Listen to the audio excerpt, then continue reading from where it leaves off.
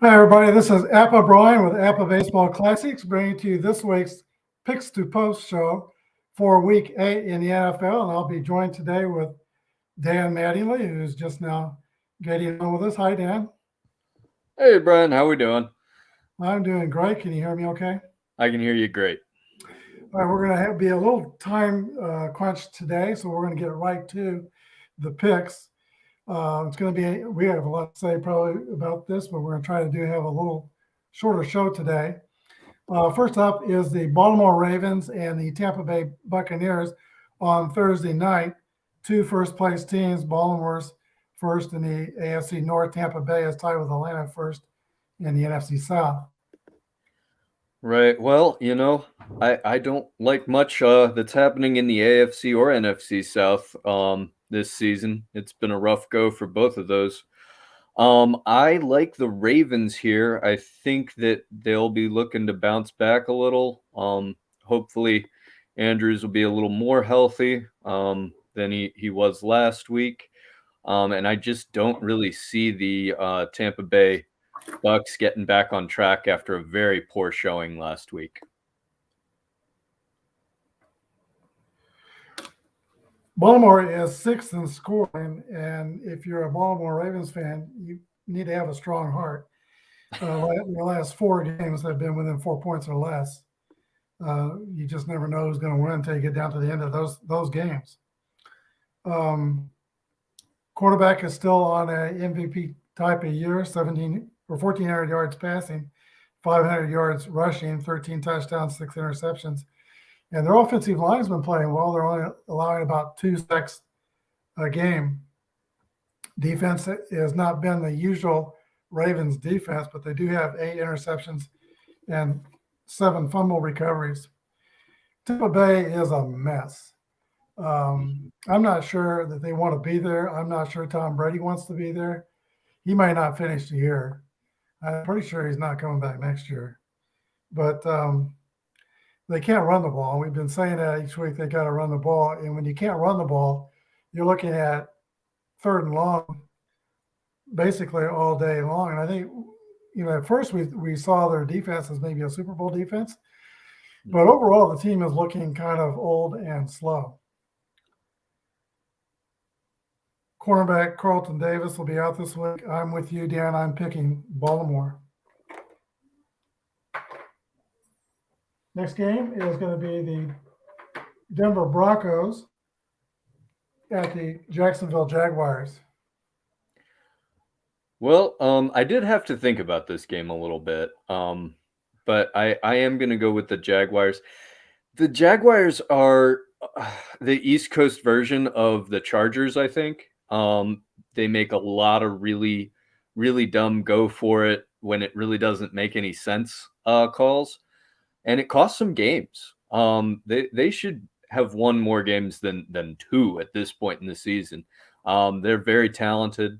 I think Etienne's getting it going. They gave up Robinson in a trade with the Jets, and I think that the connection there will be good. This is a put up or shut up week for the Jags. If they want to stay in the playoff hunt, they need to do something. And I really just don't know if I can expect more than 9 points from this lost Broncos team. You're picking Jacksonville? Yes.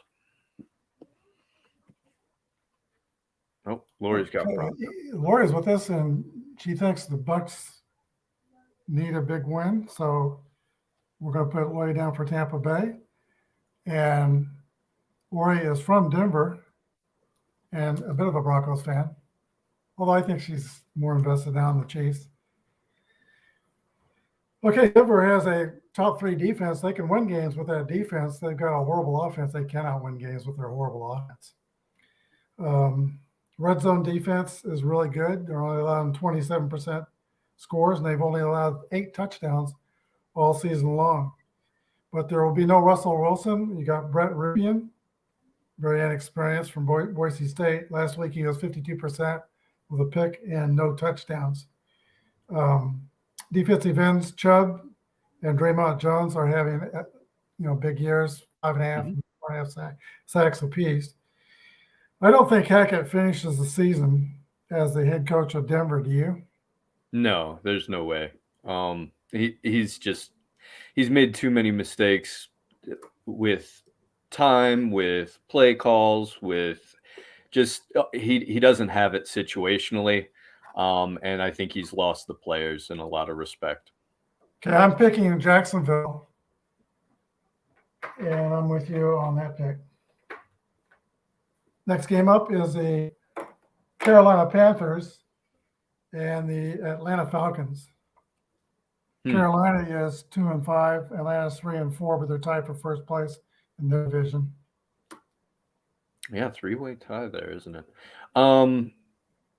Well, this is a tough game to pick, really. I think that the Panthers might have gotten better. That was the best game I've seen them play. JP looked great. We've got a couple of XFL quarterbacks leading teams to victories out here with Heineke and JP getting big wins last week. I just, Falcons, they're a tough team to pick. This is a toss-up game for me. I'll take the Falcons just because I kind of like what they have institutionally better, but I have no idea what's going to happen in this game. Yeah, as you mentioned, it's PJ Walker. Sorry, JP. I went dyslexic on you. He played with Houston, and he was the leading passer in the XFL.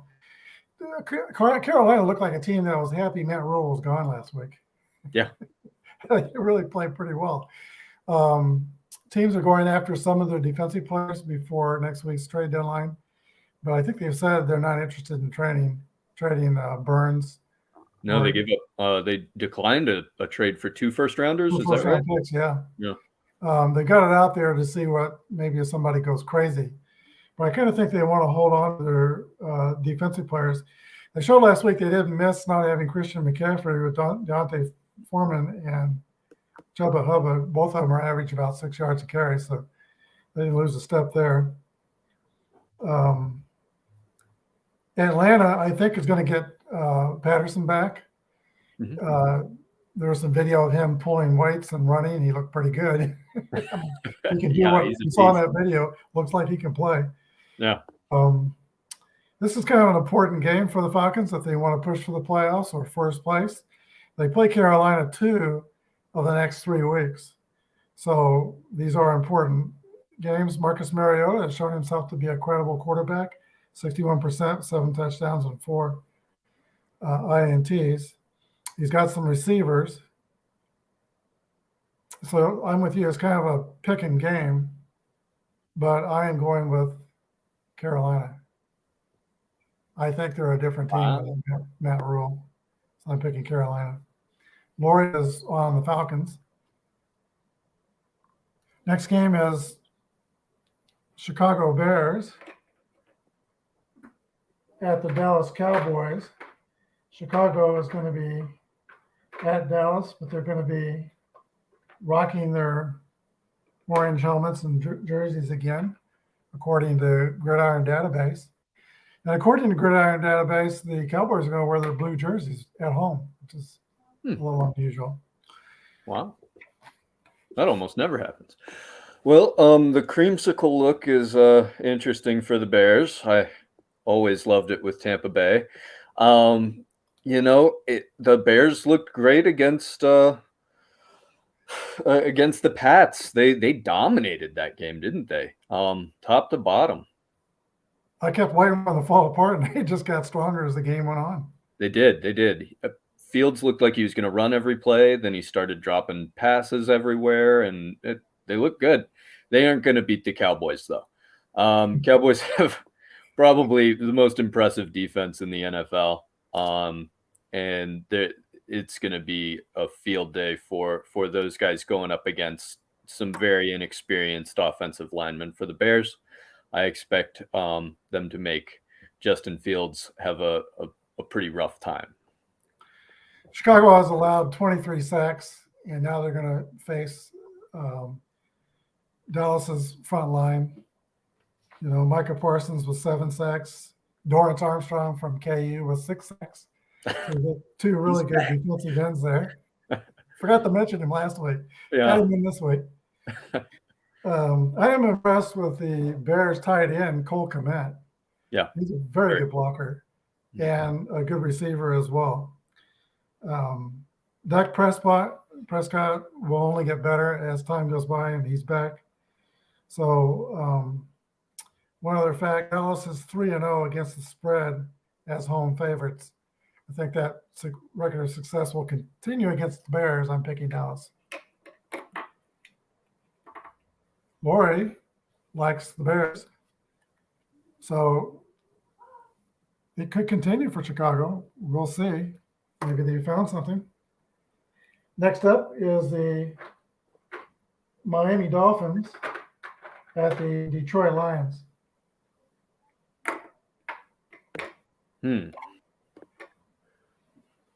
This is probably a trap game for the Dolphins, but Detroit has they've regressed in past weeks. They've had a tough time. They're not putting up points like they were. Offensively, they're a little bit more banged up. They lost St. Brown to a concussion in the first quarter. Their all-world running back hasn't been able to stay on the field. Jamal Williams is fumbling at the goal line. It's not been good on offense for the Lions of late. I like the Dolphins here. I think Tua will continue to get his legs under him.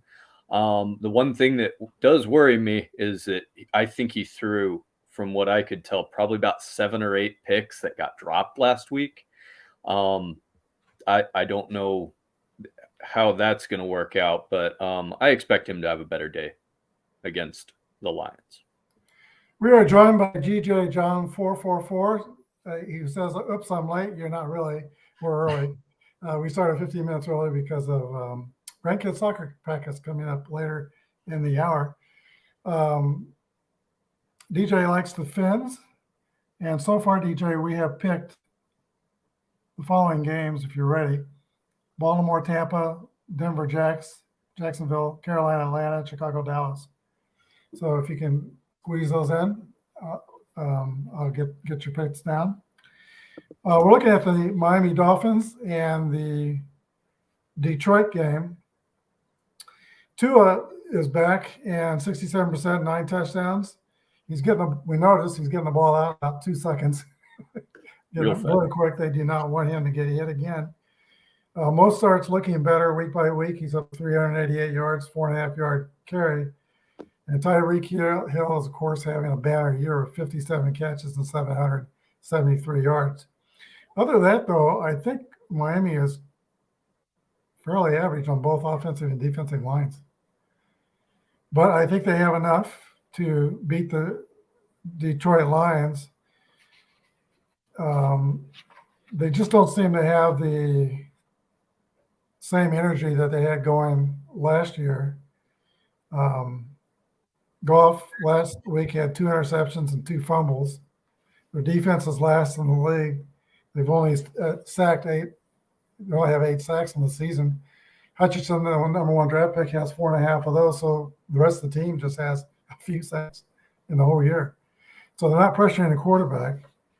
And in general, they're allowing 6.4 yards per play. And you can't win if you're allowing 6 or 7 yards every play. So I'm picking Miami. Next game is Arizona Cardinals at the rested Minnesota Vikings. Arizona's 3-4, Minnesota's 5-1. Arizona kind of got going as we kind of suspected. Getting DeAndre Hopkins back was a big one. Not sure what they're going to do on defense against the Vikings. That'll be a tough task to stop that monster of an offense. Kirk Cousins has a lot of options to go to.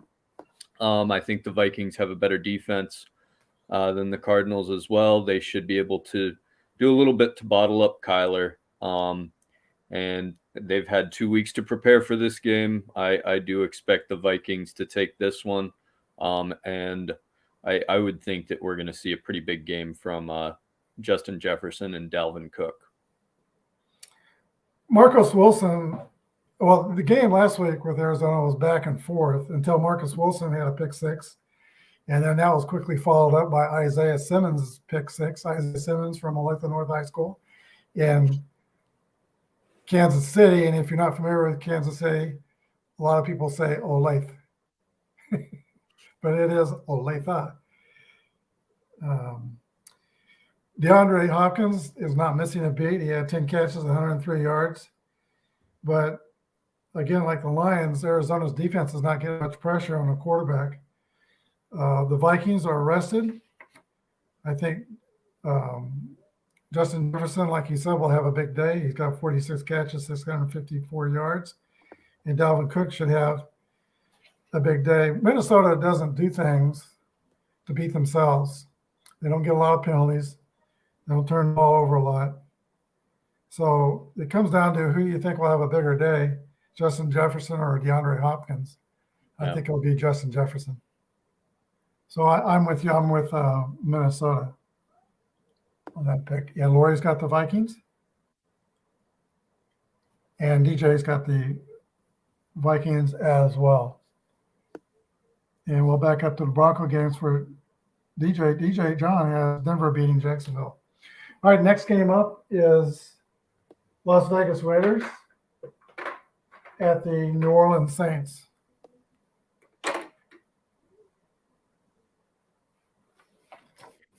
New Orleans has looked fairly solid. They're doing okay, but they're a below average team. They seem to have a lot of weapons, but they just don't seem to click at the same time. Sometimes Olave has a big game, sometimes Kamara has a big game, but they really need the guys to get in sync. Defensively, they're getting a little older and a little slower. Marcus Latimer is a great player. But they haven't added too many dynamic players on that side of the ball recently, and the Raiders are starting to hit their stride. Josh Jacobs looks like the best back in the league right now. He's running the ball extremely well, other than the sadly injured Breece Hall. I'm sure we'll get to that with the Jets. That was a terrible injury for a rookie who was really setting the world on fire just recently. And I think that the Raiders defense, if they can stay out of the penalties, they should be able to handle what the Saints can throw at them. Las Vegas is third in points scored, and they just got superstars across the board compared to New Orleans. Like every once in a while, somebody steps up for New Orleans, like it might be Hill one week or somebody else another week, but they've not been really, like you said, they've not been putting it together.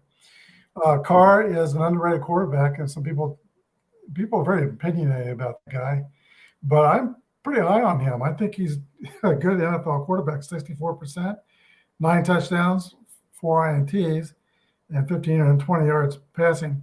Josh Jacobs is on a tear.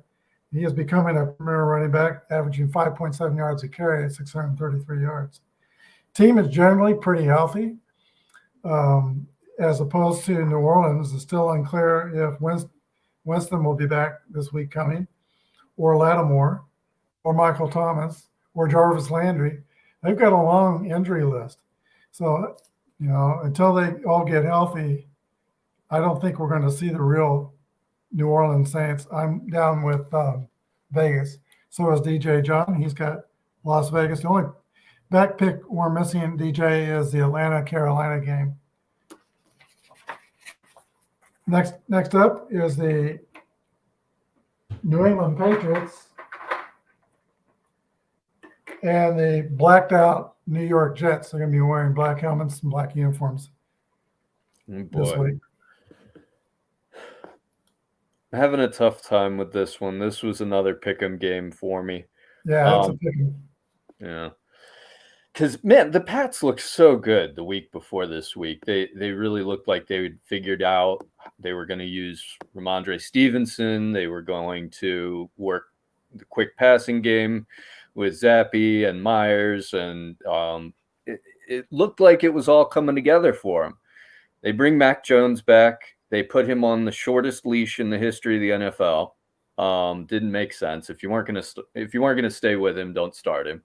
Zappe then comes back in, scores a quick 14, and then they do nothing for the rest of the game against the Bears.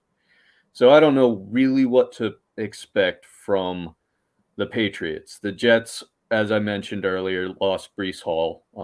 Terrible injury. ACL, MCL tear. He was really the engine that drove the team in a lot of ways. He was their home run threat, and he always seemed to rip off a good 50 or 60 yards every game. So I don't love Zach Wilson. I think the quarterback matchup is about a push.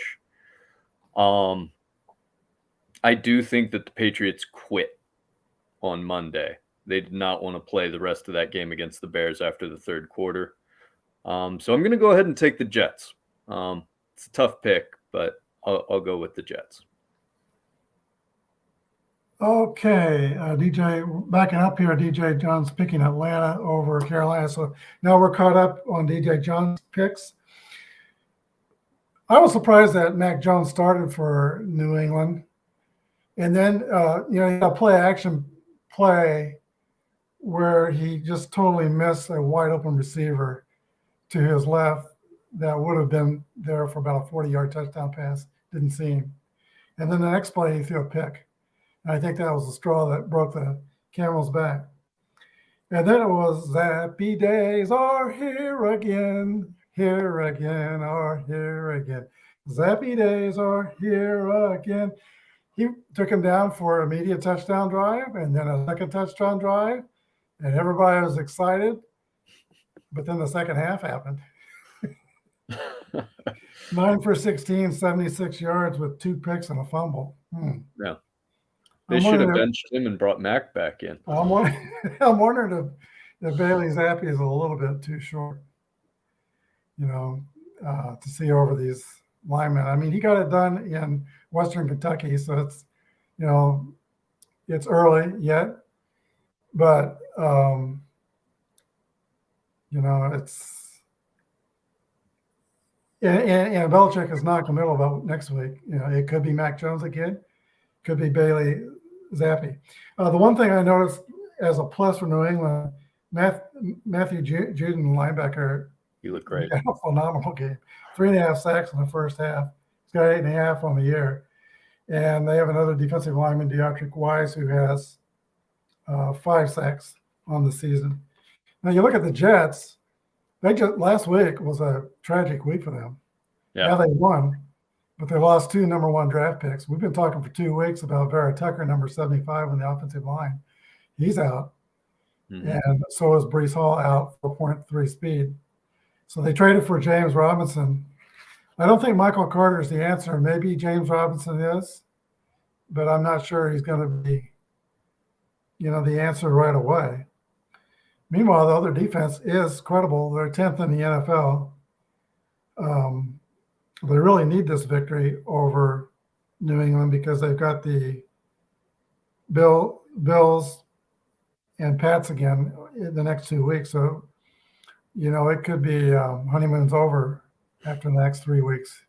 They could be looking at 3 losses here. Elijah Moore, the wide receiver, who was a high draft pick 2 years ago, he's been crying wanting out because he's not getting enough targets. So with Corey Davis out, it's another loss for the Jets. It's time for Elijah Moore to put up or shut up. He should be getting some targets in this game. I'm kind of reluctantly picking the Jets.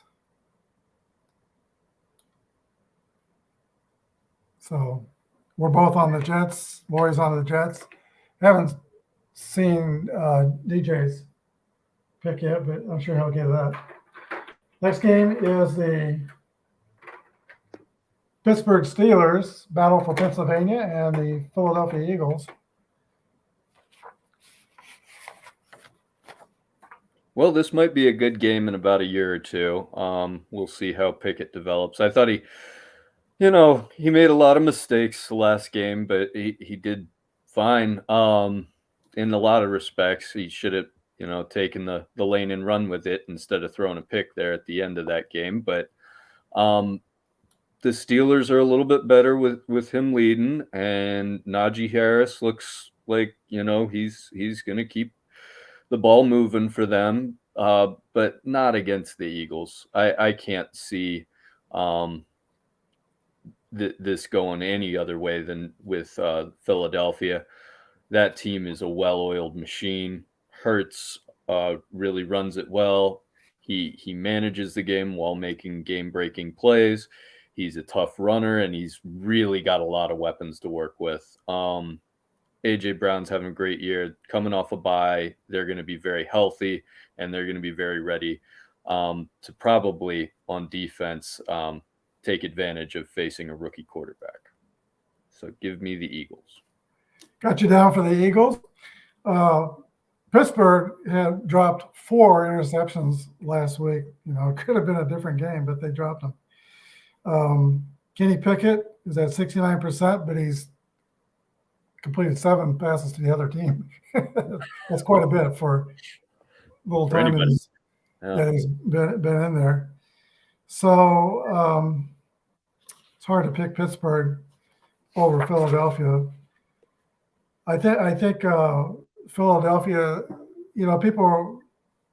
some people are wondering why their quarterback, Jalen Hurts, is held in such high regard. He's only got 6 touchdown passes, 67%. But don't forget, he's also rushed for 6 touchdowns. So that's really 12 touchdowns. And as you said, A.J. Brown's having an outstanding season. He's leading the receivers with 33 catches and 503 yards. Devontae Smith's having a big year. And their tight end's having a big year. Offense and defense are both number 4 in the NFL. Their secondary is outstanding. Gardner Johnson's got 3 INTs. Slay's got 3 interceptions. Bradbury's got 2, one of them a pick 6. So you're kind of biting your fingernails every time you throw at that secondary. Yeah. So I'm good with the Eagles. Next game up is the Titans at the Houston Texans. Okay, well, Texans, they're there. They make some plays. They have a pretty exciting defense at times. Like their rookie running back. Like the Titans better. They're just a very solid football team. They grind out wins. They make it happen on defense. They don't make too many mistakes, which is weird to say with a Ryan Tannehill team. Henry, he's a step slower than maybe we've ever seen him before, but he's still very productive when he gets his game plan around him and the blocking schemes. They really don't have a lot that I would want in the receiving department. But man, is that defense good. I think they'll hold on to take one from the Texans. We are joined by a Bruins fan, and he will give us his picks in the comment section. DJ, I didn't get your Jets New England pick yet. He took Jets. Oh, he took the Jets. Okay, I got you now. Tennessee is on a 4-game winning streak, but I'm a little bit worried this might be kind of a trap game. They got Kansas City next, and Kansas City coming off of a bye. This is a division game, but Houston's in last place at 1-4-1. This is the Damian Pierce versus Derrick Henry game. Henry's been coming on, so I'm kind of leaning toward him.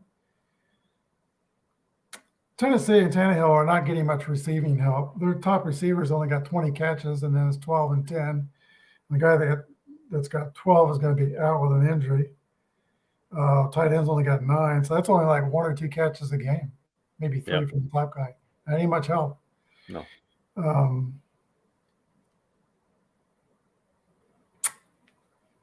There's a little bit of question about whether Tannehill's going to be able to play. He left the last game in a walking boot after he got fallen on at the end of the last game. But his coach says he's progressing. But it might be Willis next week. It's not for sure yet. The Houston Texans, they got Damian Pierce, but that's offset by the fact that they give up 167 yards rushing every game. Yeah. Pierce can't match that. I mean, at least not every week. They did draft that Alabama receiver, John Mechie III, but he's been out with some kind of an illness. Yeah. So I'm not sure what's going on there. I'm picking Tennessee, and I got you down for Tennessee. DJ John likes the Titans. And Lori likes the Titans. So everybody is on Tennessee. Next game is this is kind of a pick and game and hard to figure. The Commanders at the Colts. Washington's 3-4. The Colts are 3-1. So this is Sam Ehlinger against Taylor Heinicke. That is a weird way to say that. Well, the Colts have they should have a good NFL roster. You look at it and it looks like it should be good. I know that Ehlinger is going to try to run the ball a lot. That's why he's there. They can't block, so they want somebody who can get out on the edge and kind of make some things happen. Maybe get Jonathan Taylor the ball in space with the threat of Ehlinger running. I'm not sure what they're going to do, but they better do it quick. That loss to the Titans really put their playoff hopes into a tailspin if they weren't already. Commanders look good. They beat the Packers. Packers are also reeling. Heinicke gives you a little bit here and there, but it really took a phenomenal game from Terry McLaurin to get him there. I don't like picking this game much. I think I'm going Colts. Okay, got you down for Indianapolis in this pick'em game. Washington's trying to win a third straight game. I picked against them last week, but in the back of my mind, I thought, boy, what if Heinicke gets them a new shot of energy? It could go the other way, and that's what happened. Oh, he did. He threw that interception, but that passed McLaren.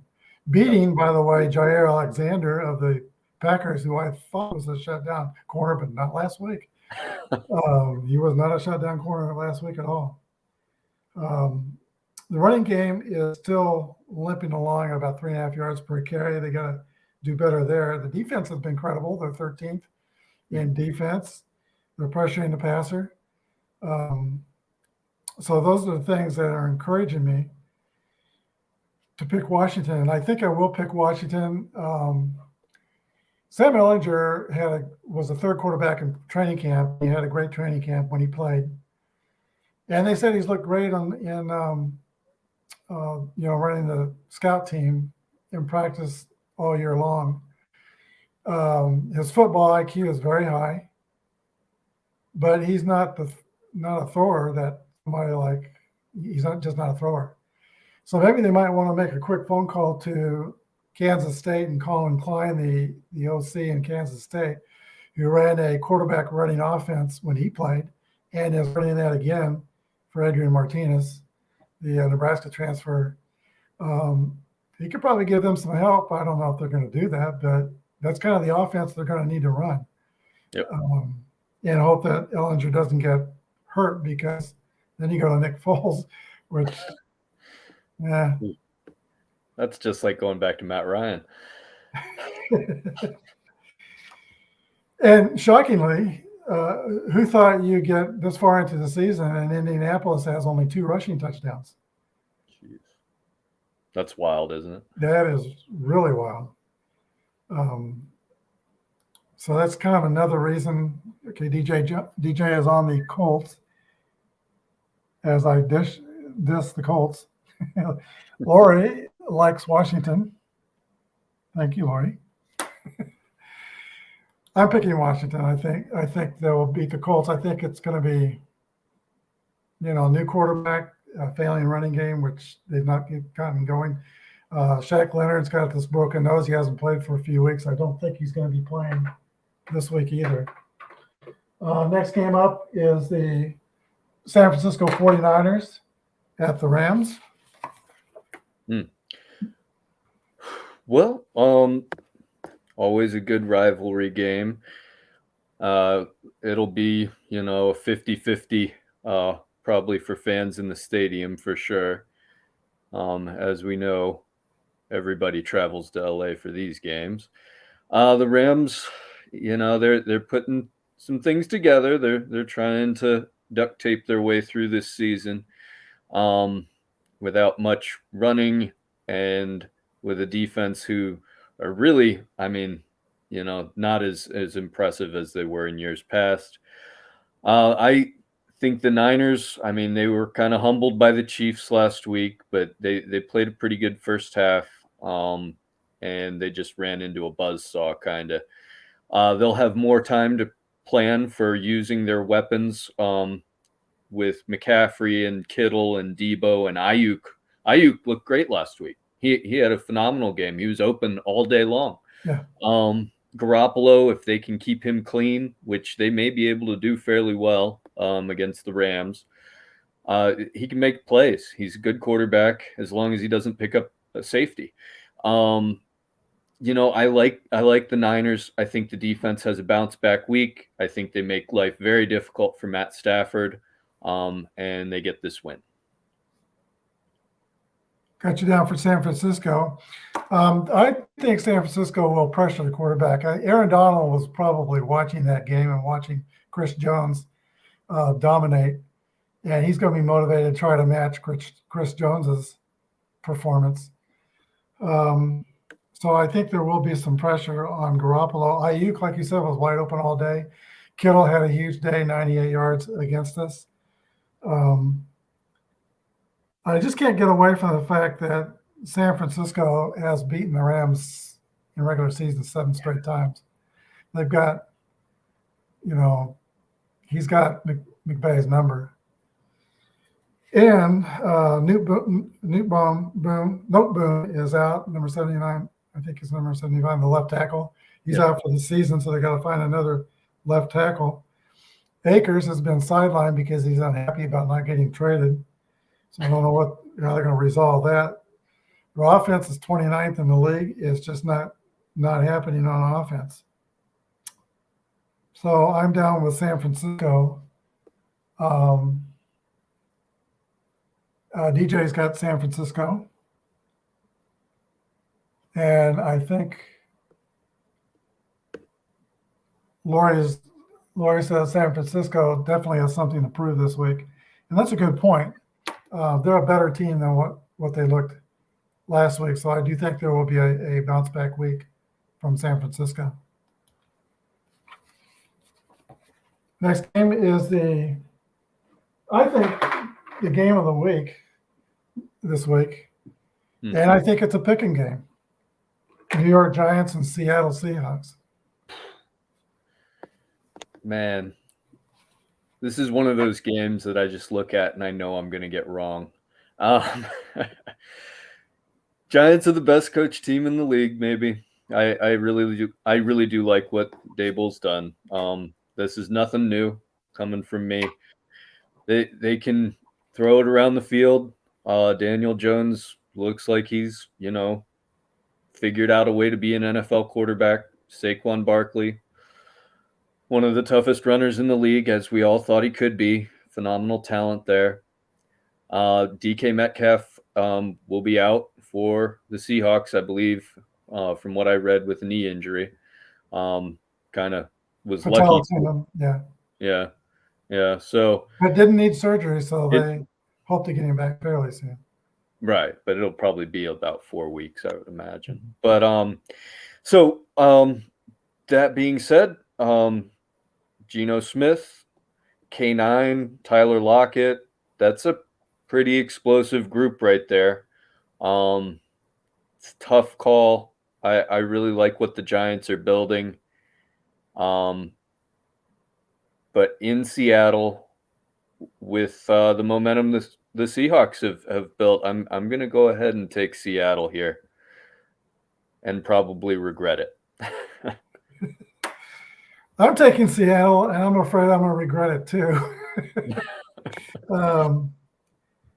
Daniel Jones is unflappable. Yeah. So, yeah, Seattle's a tough place to play. It's loud. I don't think it's going to bother Daniel Jones. They had Maybe he just 200-yard doesn't. rushers in quarterback Jones and Shaquille and Saquon Barkley. And another thing that worries me about the Seattle team is they get their sacks by rushing blitzes.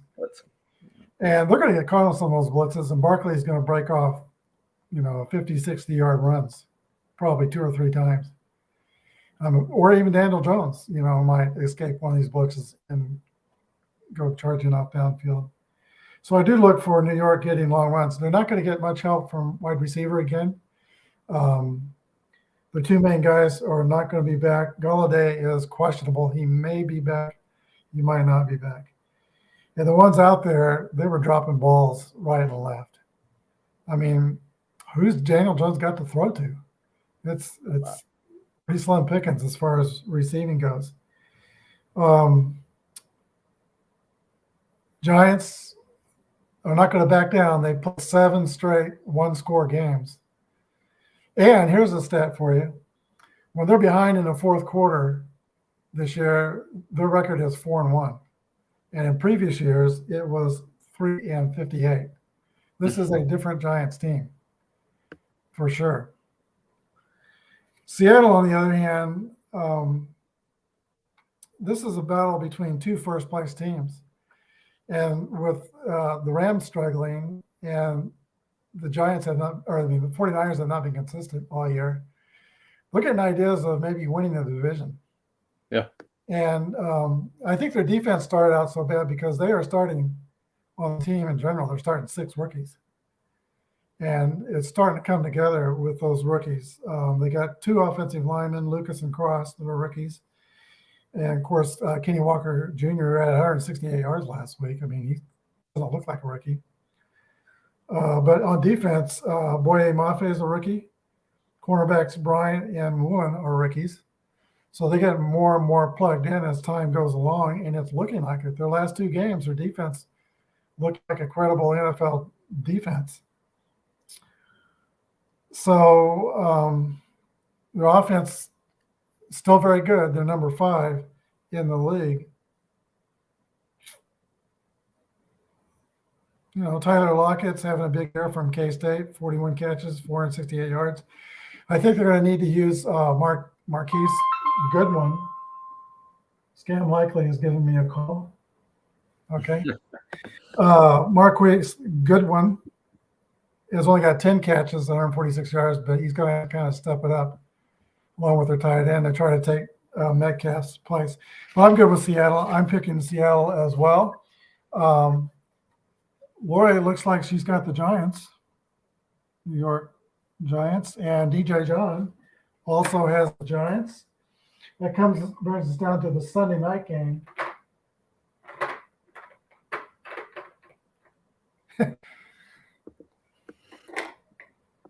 Oof. Good luck. That team. Oh, it's nice to have an easy one. I've got the Bills in this. I mean, the Packers they're pretty lost. They need to just become a running and check down team, and Rodgers can't do it. It's against, the nature of his being. I imagine it's a pretty dull way to play football for a guy that's gotten to be one of the more creative players in the league's history. The defense is fine. They do a good job, but there's not enough offense there to keep up with Buffalo. Buffalo is the class of the league right now. They're doing very well. Them and the Chiefs, I would say 1A, 1B. And I don't think they'll have much trouble with a pretty beleaguered Packers roster. Okay, DJ John's with the Bills. You're with the Bills. Lori is with the Bills. And Brian is with the Bills. Green Bay, they're kind of like Seattle. They got a blitz to get their sacks. They only have three sacks amongst defensive linemen and 15 sacks from other people. So Buffalo will probably be able to run the ball against Green Bay. Buffalo's also getting Jordan Phillips back, and that's going to make it tougher for Green Bay to run the ball themselves. This is the first 3-game losing streak the Packers have had since 2018. And coming into last week, they only scored 10 points in 6 quarters. They can't throw the ball to the perimeter. No. You know, that's a problem. And that keeps them in 3rd and long, and it shrinks the playbook. So I think Buffalo blows out the Packers. Yeah, bad. And now Monday night, Halloween. Never know what happens on Halloween. There'll probably be no rhyme or reason to this game. Cincinnati at the Browns. Jeez. You know, this is traditionally one of the weirder games. They should play this on Halloween. Every year, I think. Lots of orange, always good. Hard to know where they're going with the Browns. Brissett, you know, he's kind of showed who he is. If Chubb doesn't just absolutely run all over the Bengals, I expect it to be a long day for the Browns offense. Browns defense, it's a middle of the pack defense. They play well some weeks, and other weeks it's kind of, you know, eh. Bengals, they looked really good last week. They put up a lot of points very quickly. Burrow looks to really be in sync with Tyler Boyd. He's getting there with Jamar Chase, and Higgins has had a solid year. That's a 3-headed monster that's tough to stop. Mixon, he's having a pretty good past couple weeks, in my opinion. He's put up some stats for him. But the Bengals defense has looked a lot better outside of garbage time. I think when it counts, they play fairly well. And I expect the Bengals to take care of the Browns. Burrow happens to be 0-3 against Cleveland, and Cincinnati has lost their last 4 games against Cleveland. But I'm not picking Cleveland. I'm picking Cincinnati. They're a team that's on the move up. Burrows is at 69%, 15 touchdowns against 5 interceptions. You know, Cincinnati looks like they're getting back into their AFC Championship form, and they're getting back into the picture. The Buffalo Bills, Kansas City Chiefs AFC picture. Cincinnati's got a foot in the door. For sure. Jacoby Brissett is a good game manager, but if he's not a catch-up wizard, you know, if he falls behind, it's over. Chubb will get his. Kareem Hunt might be motivated because there's some rumors about his maybe being traded, unless he wants to be traded, you know. I don't think he'll come back to Kansas City, though. I think he's burned his bridges there. I don't think the Chiefs will go after him. Myles Garrett's got 6 sacks. Javanian Clowney has been disappointing with only 1.5 sacks all season. So I'm down with Cincinnati. DJ John has the Bengals. Lori has not said yet. She's in the Bengals. Yeah, she says the Bengals. So that's it on the picks. 2 bye teams. That's Kansas City and the Chargers. Real quick, Kansas City got some bad news, and that Frank Clark is going to be suspended 2 games because of the off-season gun charge he had that he pled guilty to, I guess, illegally concealed weapons in his car or something. So he's going to miss, I guess, the Tennessee game and the next one after that. We're getting Mike Dana back, but Mike Dana can't do what Frank Clark did last week for us. No, he cannot. Yeah, and the other bad news for Kansas City is the passing of one of the old Chiefs, Walt Corey. You might not be familiar with him. He was an all-pro linebacker in '64. He played on the Chiefs 62 and 66 championship teams. Later became a coach of linebackers on a few NFL teams. He was the Chiefs defensive coordinator in '86 when we got to the playoffs. And his defense had an amazing year of 49 takeaways. Wow. That team was all defense and special teams. They had no offense that year, but they made the playoffs. Then he got hired by Marv Levy in Buffalo, and he was Buffalo's defensive coordinator during their 4 championship seasons when he had Bruce Smith and Cornelius Bennett over there. But he passed away today. But Paul Corey, you're not familiar with him, but he was quite an NFL guy for sure. Well, I'll let you get away so you can get your kids to soccer practice. Thanks for joining us. And thank you, DJ John and Bruins fan and Lori. Got your picks. Bye-bye, everybody. Thanks, Brian. Appreciate the info. Thank you. It was fun. We'll Bye-bye. see you next week.